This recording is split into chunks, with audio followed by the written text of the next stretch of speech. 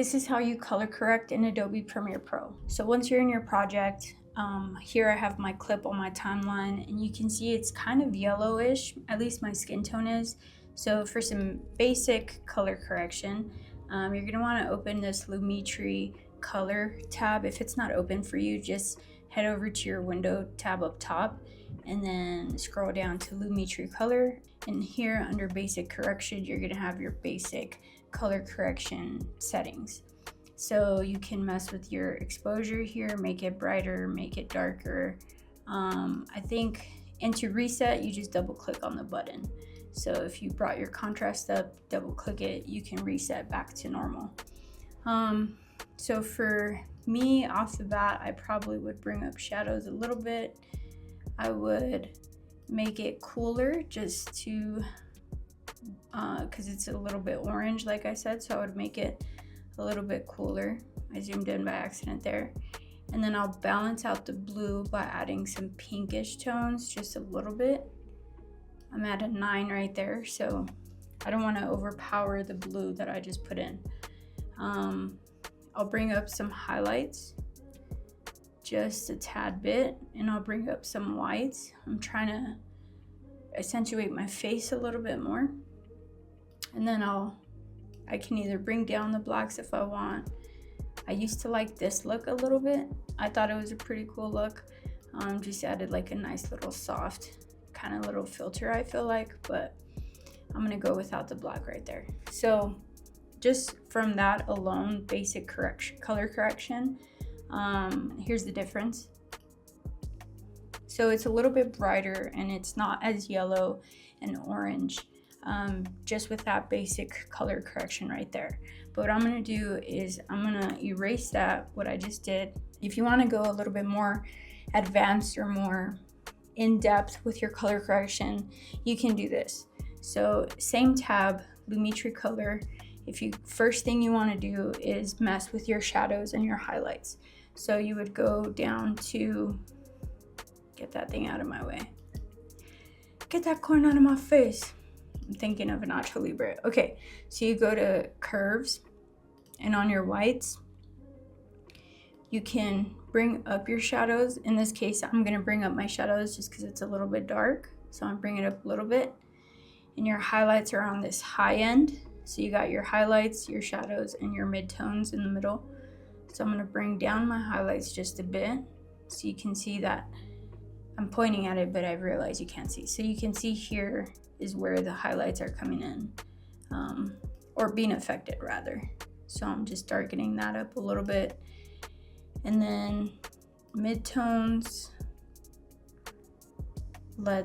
I like to go to the extremes just to see like what it's actually doing. But I think we're gonna, oh, I just canceled that. Didn't mean to do that. I think we're just going to bring it up just a little bit. And then this image is a little bit red. For you, your image could be a little bit more blue, or it could be a little bit more greenish, just depends on your lighting and your environment and stuff. For me, I usually start with the midtones once I go into these colors, and I just bring it down just very little bit. Like a little goes a long way. You can see the difference here. So I just brought it down a smidge, and there's the difference. Like it just kind of balances out my skin tone a little bit more. Another thing that you can do to specifically target your skin color, your skin tones, is under HSL secondary, hit this little eyedropper with the plus sign in the middle, and then you want to click on a well lit section in your face.